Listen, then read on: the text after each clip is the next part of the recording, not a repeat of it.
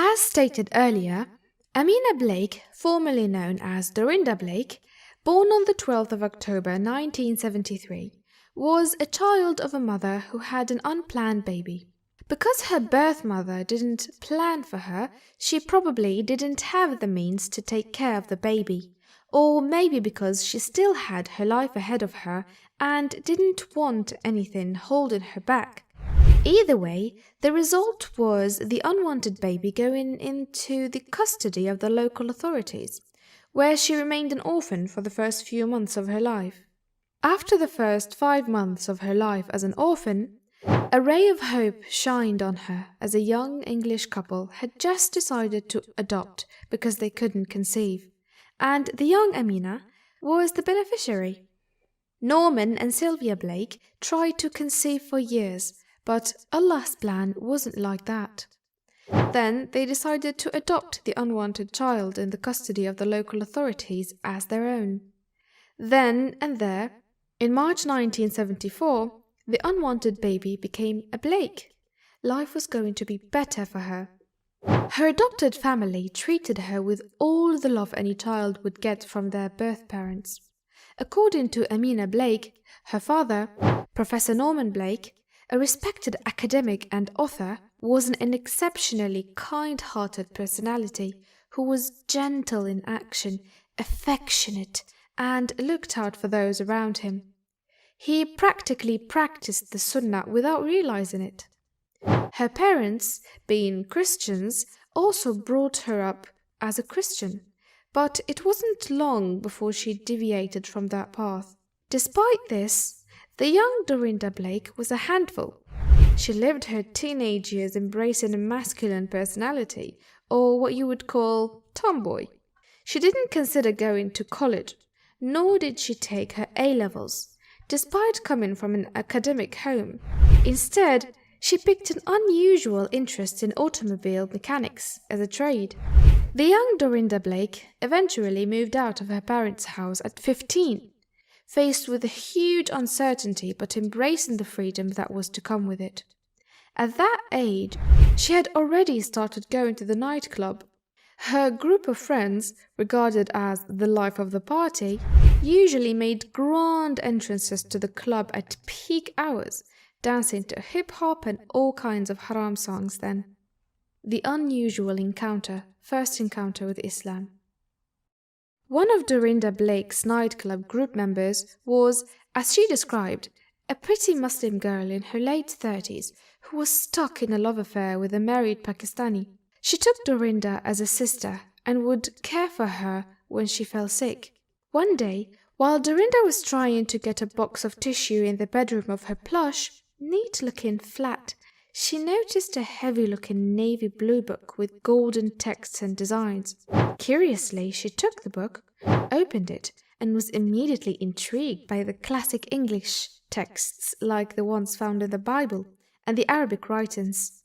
A gentle touch from her friend brought her back to reality as she explained to Dorinda, "This is the Quran, the Muslim holy book." At that moment, Dorinda wanted to know everything in and about the book. Is it truly the word of God? Could Islam be the truth? And many more questions came rushing to Dorinda, who has always questioned the Christian faith she was brought up in, but maintained a firm belief in God.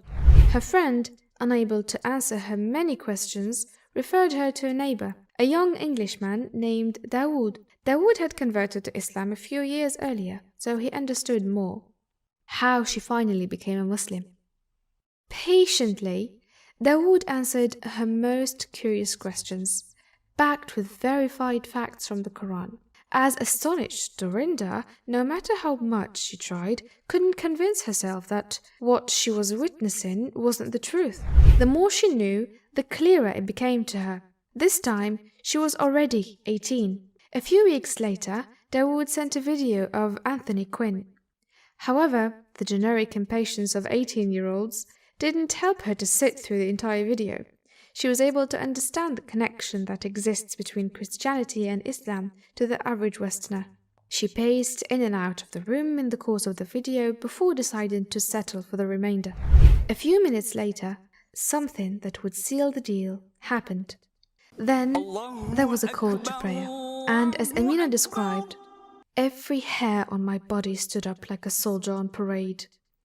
She was overwhelmed by a sudden rush of Iman flooding through her body, a feeling she hadn't experienced before. Immediately, she knew Allah had carefully guided her path to that moment when she said, "That's it. I'm ready to become a Muslim. MashaAllah." The following Thursday, she bathed and prepared herself for the most important day of her life. Dorinda drove to an old Victorian church building, which was now a local Muslim centre. She walked into the presence of others, awaiting her arrival. The Imam, sitting across from her with his legs crossed, asked rhetorically, "So, you want to become a Muslim?" Then he guided her to go through the process and say the Shahada. She did, and then it was time to take up a Muslim name. When asked which name she would like, she had no idea. Then the Imam suggested Amina, and she loved it. Because she never really liked her birth name, Dorinda, she took up Amina as her first name in place of it. That was how Dorinda Blake became Amina Blake, a rebirth. A few days later, she informed her parents, who initially shrugged it off as one of her teenage-induced phases she would overcome soon. As time went by, they saw the seriousness of her decision. Her first few years as a Muslim were challenging, with many ups and downs, but she made valuable companions who helped her through the times. Alhamdulillah for her life today. Life after accepting Islam.